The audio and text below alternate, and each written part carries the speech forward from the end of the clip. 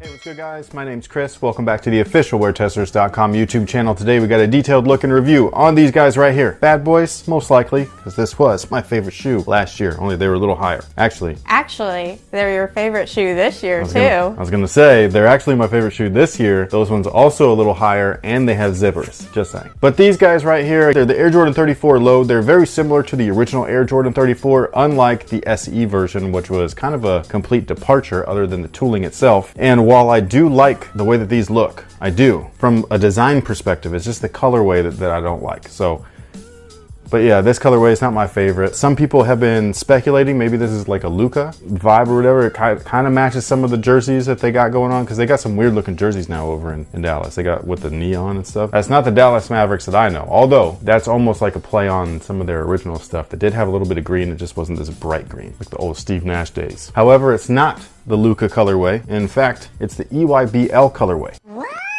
Which was interesting. I was surprised to find that out because they don't say that online. It just says Air Jordan 34 Low. It doesn't even say that anywhere on the shoe either. Not that I found anyways. All it says right on the box label, Air Jordan 34 Low, EYBL. You're a regular Sherlock Holmes. I know. So yeah, that's what these are. Again, not really a fan of this colorway, but it is what it is. Mostly, no, it's just the whole thing. I just don't like the whole thing. You're allowed to not like a colorway. Are you sure? I'm not allowed to be a hater?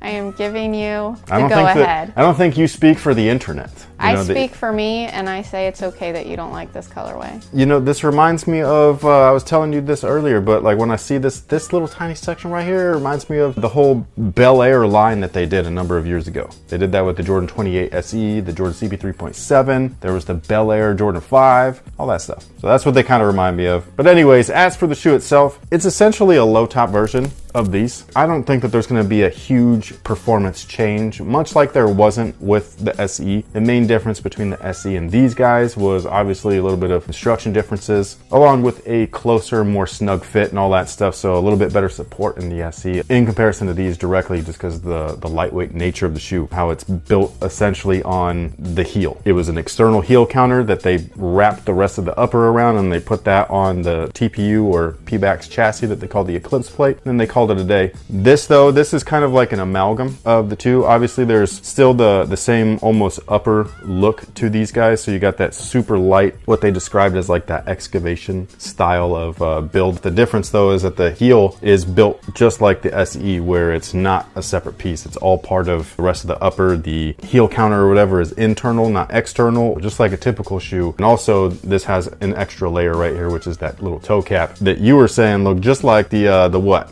Gosh dang it. The GH1. I don't disagree, man. I like it, not even a little bit. So yeah. This looks like I colored on the version you have. Yeah, with like a Jordan logo and everything, being like, I don't like Anto, I like Jordans instead. That way your friends wouldn't make fun of you for in a Chinese brand shoe instead of a Jordan. That was complete sarcasm, even though it's based on fact. The materials on the regular 34s, like these guys right here, some of them look just like this with the screen mesh. Other ones had this really fine, I don't even know how to explain what this is. It's plastic, but it's like very, very, very thin. It reminds me of the paper that I put under the cookies when I'm baking. Parchment paper? Yeah. A little bit. It's way more clear than that. This stuff you can actually see through it. Parchment paper is a little more waxy. It's just really weird. They do still have the same underlay material, which is that performance woven. You can see where it kind of like starts and stuff. Dang, they kept these things. I just noticed that. Why'd you guys do that? They look better without those, I'm just saying. And then again, they added the toe cap. This is just a synthetic material. They come with the sticker that says this shoe contains synthetic leather, something that they don't do on any of the Jordan 1s because they all have some type of leather somewhere in there. So the shoe features nothing premium, everything synthetic, at least on this colorway. I don't know if that's gonna be the case for every colorway. I just know that for this colorway, everything is synthetic. One thing that I do like though is for some reason I like the tongue. I just think it looks really cool with these colors. And I also like the elephant print on the back. I wish that it was real elephant print and not neon black light night over at like the mini golf course. That's what the whole shoe reminds me of. I wish that it was traditional elephant print, even though that wouldn't go with the rest of the shoe. What I'm really saying is I wish that this was a Chicago based colorway. When you get down to the heart of it. Yes. Now the tech specs on the Air Jordan 34 Low are exactly the same as the rest of them. They come with herringbone, and herringbone is everywhere. It's in a radial pattern. This stuff, man, this is some of the best stuff that you can get right now on either of the versions, Low, regular, SE, if you can get the SEs. They should have put more of those out. I did use solid rubber and translucent rubber, both of which performed excellent, so I have no complaints with the outsole of the shoe so far. I have not played in this version. Obviously, we're in lockdown, so anybody having like performance reviews during this time is faking it. But once gyms are back open, we will go in there and then we will start testing all of the crap that we have that is currently backing up. You're gonna need to take some Pepto. For real, I'm gonna take some sneaker X-Lax. And moving on up, we got the standard setup that we've seen on all of the Air Jordan 34s. You got the Eclipse plate, you got a Phylon midsole, you got a Hex large volume zoom unit in the rear, as well as a very large volume zoom unit in the forefoot. Underfoot, they feel just like the regular ones. It's the zoomiest zoom of all zooms. This is so bouncy, it's unbelievable. I just love it. I absolutely love the way that the cushion on these guys feels. One thing to note though, is that some people like to complain about the Eclipse plate breaking because there's a seam right here where they weld the two pieces on because they're made in two separate pieces. Mine came broken. I only tried these on and I know I haven't gained that much weight in quarantine, okay? Okay. The Eclipse plate is broke right off the bat. You can actually feel it right here too, where it's split, and then you can see it in there. They did break on this pair right here. On my other ones, this one's the good one, but the left shoe broke, and they still work, and I still play in them. So I'm not worried about it too much. As long as it doesn't pop the air unit, then I'm fine. If it did pop the air unit, Nike does cover all of their stuff under like I think it's like a 1 to 2 year warranty. I can't remember. It used to be 2, it might be 1 now, I'm not sure. Now, as far as fit is concerned, these guys do fit true to size. However, unlike the other two, they do fit very snug. While I did go true to size, wide footers might want to go up half a size, which is a little bit interesting because that's a little bit different than... Yo, what's good, Jalik? Oh, you got these in too? Word? Same colorway and everything. Well, how do you like them? Well, actually, hold on. I'm filming right now, so why don't you just let everybody know? Hello everyone, it's Jalik from WearTesters.com. Hope y'all are doing well. Nice to talk to you all again. In my hands, I have the Air Jordan 34 Low. I just got my pair in yesterday, actually. Fit runs true to size in my opinion. It is a snug true to size. However, that's exactly how I remember the regular 34s fitting. I say remember because I did end up returning my pair. I know, badly. It's not that I thought it was a bad sneaker or anything. There was just this one particular issue I couldn't seem to shake on it. So I just had to move on to another shoe to continue testing and put out a performance review on. If you did have the regular 34 or at least tried it on, whatever size was most comfortable for you in those should be just as comfortable in the low top version. The only thing I would caution you to is the extra material on the toe cap that has the potential to affect how the shoe breaks in or stretches over time in that area. So I would just keep that in mind, especially if you're a wide footer. You possibly might not have the same amount of wiggle room over time. I'm actually curious to see how these weigh compared to the 34s, just because it seems like whatever excess material got taken off the top here, it basically got moved over to the toe. So I'm pretty intrigued or, interested in seeing how they weigh compared to one another. All that said, I'm gonna rock a Thanos snap real quick. Thank you all for watching. Leak out. That's a great question about the whole weight of it all. Just in hand, I can't tell. Sometimes you can, sometimes you can't. But the official weight of these guys, in my size at least, in a size 9, 14.07 for these guys. Same shoe,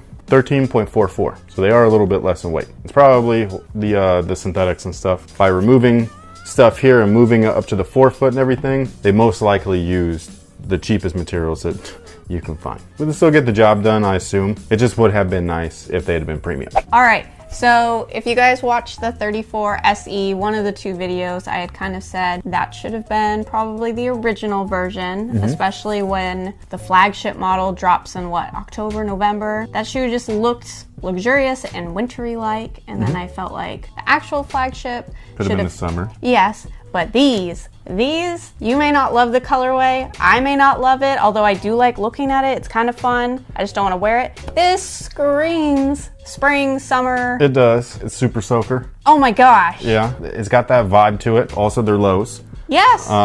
It's got, you could say, more durable materials on the toe for toe drags for the concrete. Yeah, I do like the way that the regular ones look over these. Although I think it might just be because of the colorway. Yeah. It also might be because of the toe cap. Granted, I do like the toe cap. You are a fan of toe caps. I am. I think it looks really clean on the shoe, but I agree wholeheartedly with you that it's a little too close to the Anta GH1. It's exactly. I wish I knew where those were right now, but it just they're is. Right, they're right there. You can grab them. But look at that, guys. Look at that. Even with the plastic thing. Man. Yo, did you guys want a video on these? They don't like Chinese shoes. Our views for the Chinese shoes, they're not popping. But the people who appreciate them, like, super appreciate it. They it. do appreciate it. We have a good, decent amount of people that do like things off of the Jordan, Nike, maybe even Adidas, even though Adidas is just falling off as far as like interest goes. We can't help what people are into. Yeah. You know, like I'm into Nike and Jordan too, don't get me wrong, but I definitely like other brands and stuff. I like giving other brands a shot. I like giving them a try, especially if they're surprising. One thing though, the price was actually lowered. I would hope so. They're low. Well, you know, I don't know, because I actually thought that the price was going to fluctuate in one way or the next with the SE, and it didn't. They were the same exact price as these, and I was like, what? Because they had leather on them, so, and zippers and everything. I was like, how? What? Like what? So like for this, I really didn't know. I would have been not surprised had they just stayed the same price. I think they're 180 regularly, but these are 165. Good. Yeah. Well, not just good, but for what that zoom feeling, woohoo! For 165, man, go try that. But yeah, that pretty much takes care of it for the Air Jordan 34 Low. Let me know what you guys think about them down below in the comment section. Is it too close? You know what I mean? Like, I don't know. Does that bother you in any way? And do you prefer the regular, maybe the SE? Actually, would you guys rank them? Oh yeah, go ahead and rank them. I feel like the performance for each one is so damn similar that you don't need to rank them from a performance perspective, but from an aesthetic perspective, I'd be interested which one you like visually the most. Should I do mine? Go for it.